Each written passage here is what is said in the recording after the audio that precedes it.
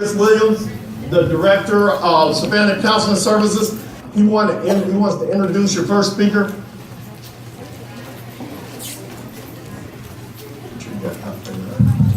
Hello.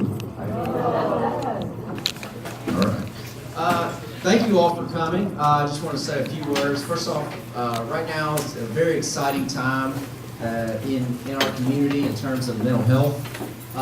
There are a lot of things going on, a lot of moving parts, a lot of agencies that are coming together and working together to collaborate to provide mental health services in Savannah, Chatham County.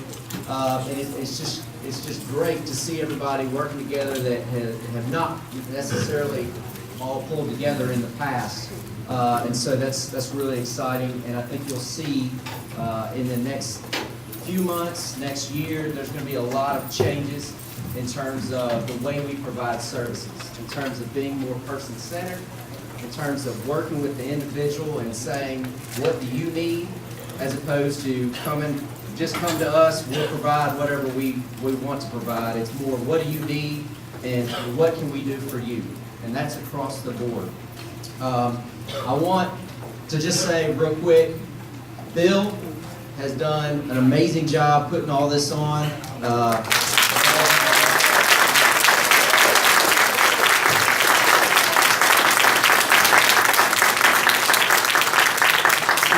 He and his team, they've done all of this and have done it just in amazingly quick fashion. And pulled everyone together and pulled a large group of people together, and there'll be more people filing in here. I think there's some vans that are running late, but thank you all for being here, and I'm going to introduce Bill, and y'all have a great day. Thanks for being here.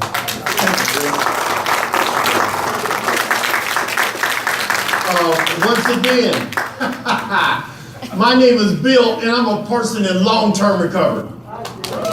Yeah.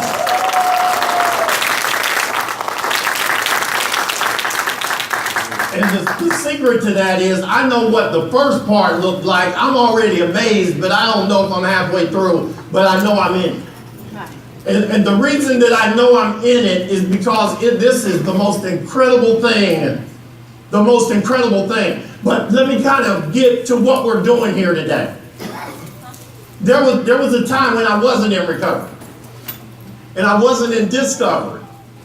There was a time when I was in the hospitals. There was a time when I was in jail.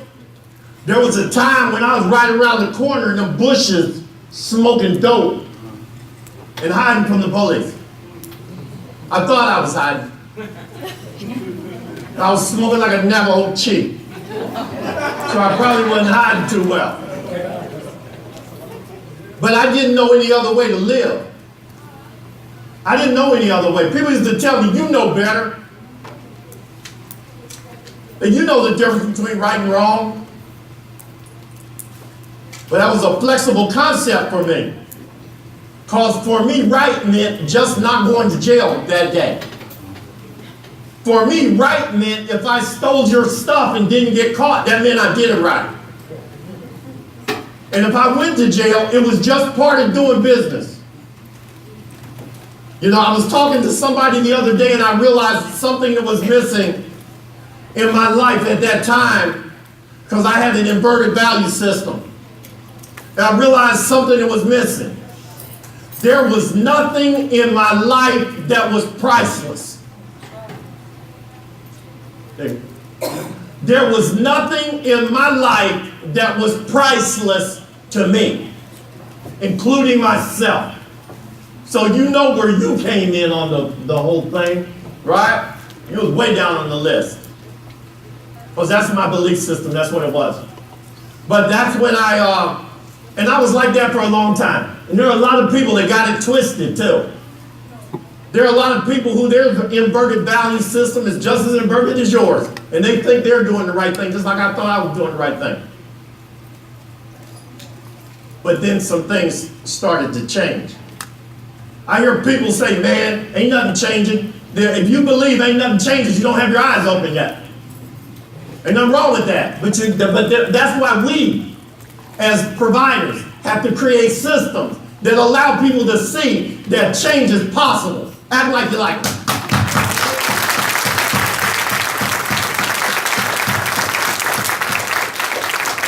Because I'm going to be honest with you. I didn't know what recovery was. Where I grew up, I don't even think recovery was a word. I mean, we didn't have a lot of dictionaries laying around, but I don't think recovery was even a word. Drunk was a word. Fight was a word. Fear was a word that very few people used because it wasn't cool to be afraid. So anything you was afraid of, you fought it. Well, guess what? There are a lot of people in this room today that are scared of the change. But guess what? Fear ain't never stopped nothing. Believe that. So this is where we're at today. I was given an opportunity by a group of people. And that group of people were you. I was given an opportunity by you.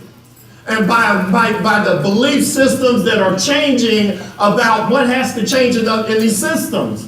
And those beliefs, as they change, opportunity presents themselves for people that didn't have opportunities before.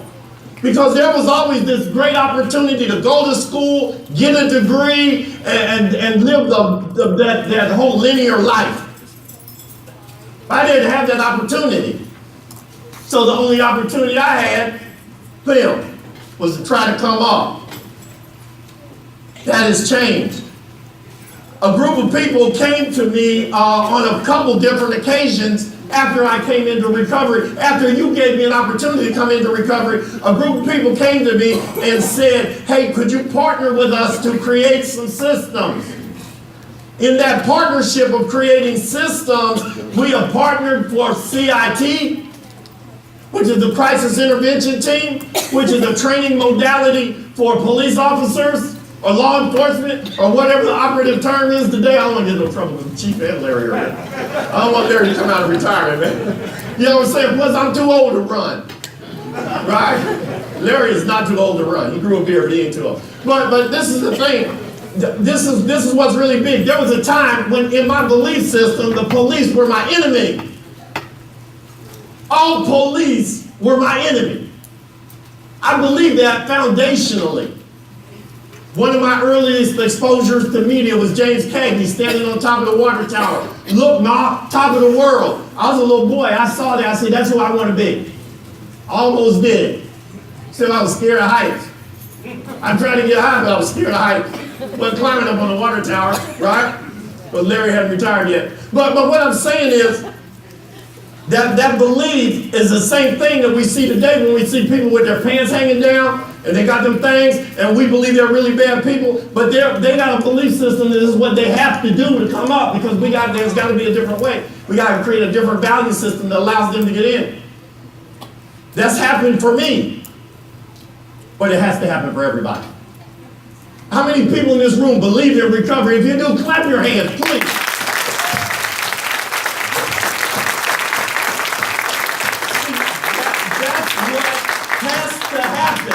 We have to make this believable. So as a result of that belief, what has happened is, when I listened to my video, and Larry did the voiceover for my video. And video is about Recovery Place and Savannah Counseling and all those different, and AA, and all those people that got booths out there, because those people came together. They may have been working in the silo, but I was so desperate, I finally stood still. I came out of the bushes and stood still, and the first thing I tried to figure out was how to put my pipe down. And there's some people out there to help me do that. But when I put my pipe down, I was still looking back in case the police was coming, because I wasn't even doing nothing wrong, but I didn't know what to do as far as moving forward. Recovery is a vision of how we move forward, how we make different choices, how we identify different resources, how we identify, hold up, 1 second. Who's got ticket number 9087768? You do? Here, Mike, we got a resource for you.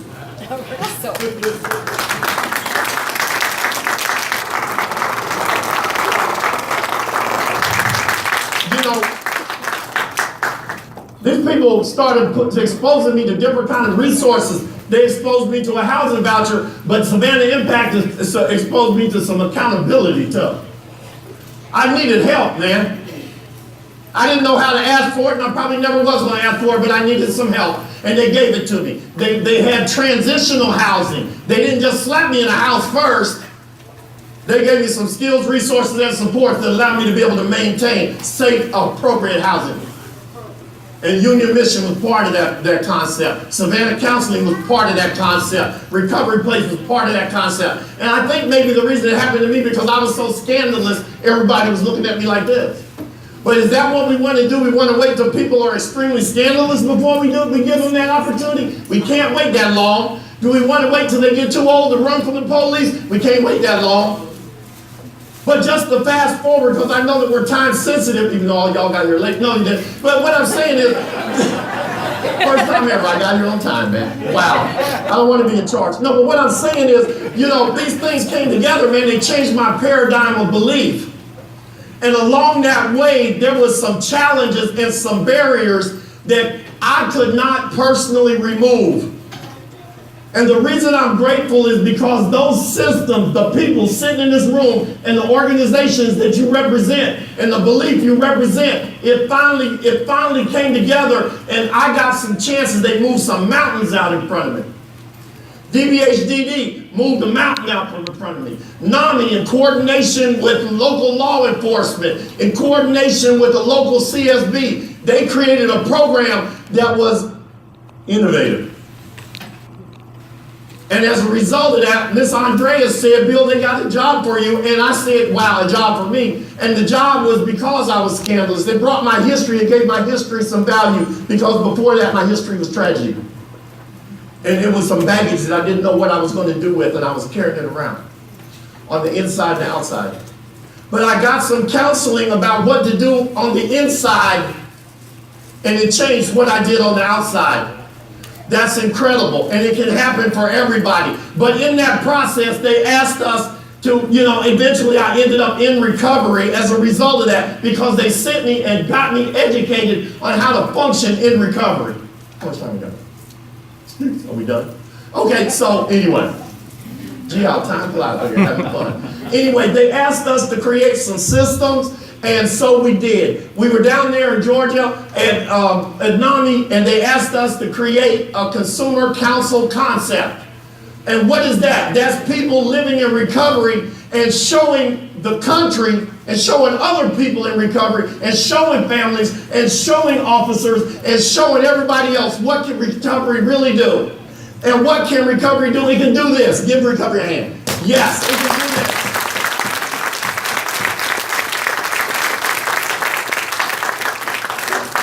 What it can really do, it can create these partnerships that we believe in the partnership because we understand the values of the partners. So what I want to do is I want to ask one of our valuable partners to come up and say a couple words to you. And I'm going to tell you how powerful a partner he is.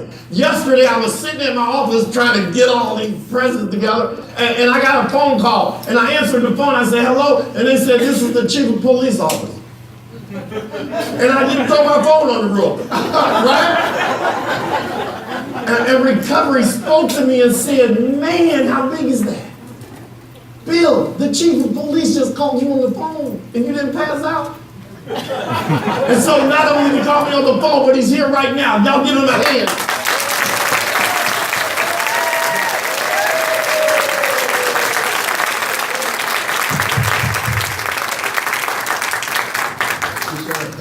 Thank you all. Bill.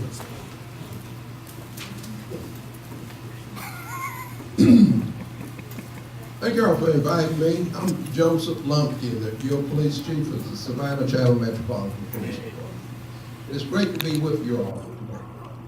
What I want to, and excuse me, my allergies are killing me and draining the coffee. So I will be coughing probably as we speak. What I want to do is speak to you a few minutes in terms of encouragement.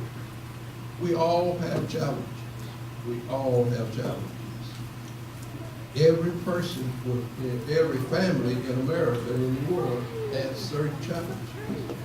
Every one of our families have certain mental health issues, and within our families, if we are honest with you, everyone has someone that needs help and support.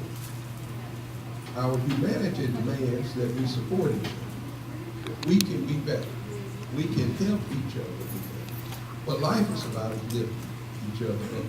What life is about is making each block in our city, in our Can state. y'all hear?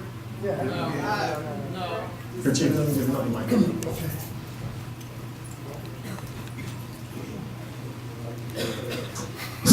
Yeah, you can try that one. Can y'all hear me? That bro, I might be chief of police. No, brother. I have a soft voice and it's real hurting today. I apologize.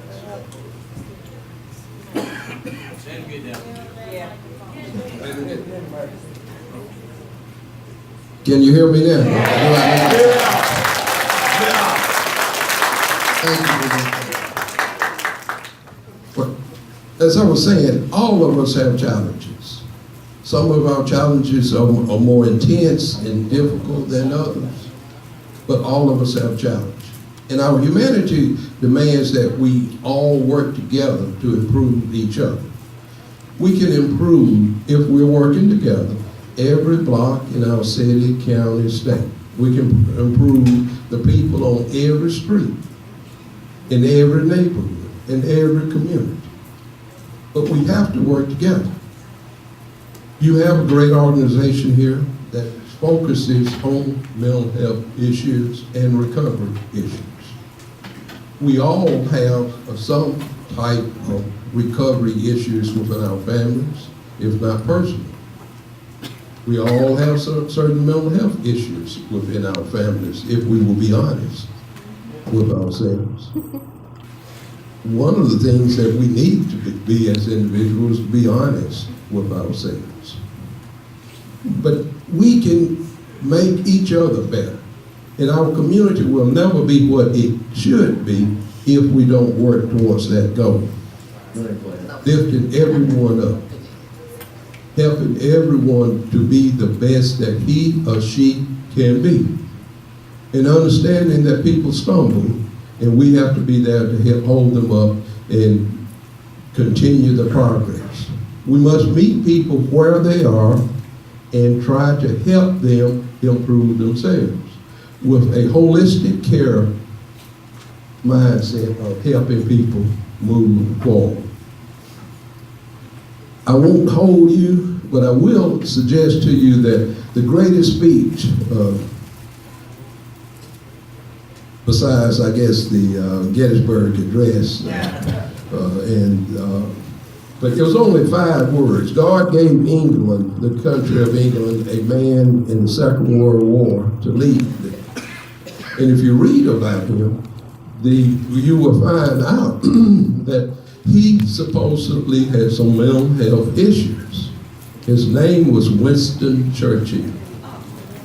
He led England through the Second World War, and the Nazis in Germany, and never took the island of England. They fought them off until the Allies were able to actually come to their aid in Normandy, and we won the war. But his great speech was 5 words, and I want you all to always remember that. Never, never, never give up. Godspeed. Take care of yourself.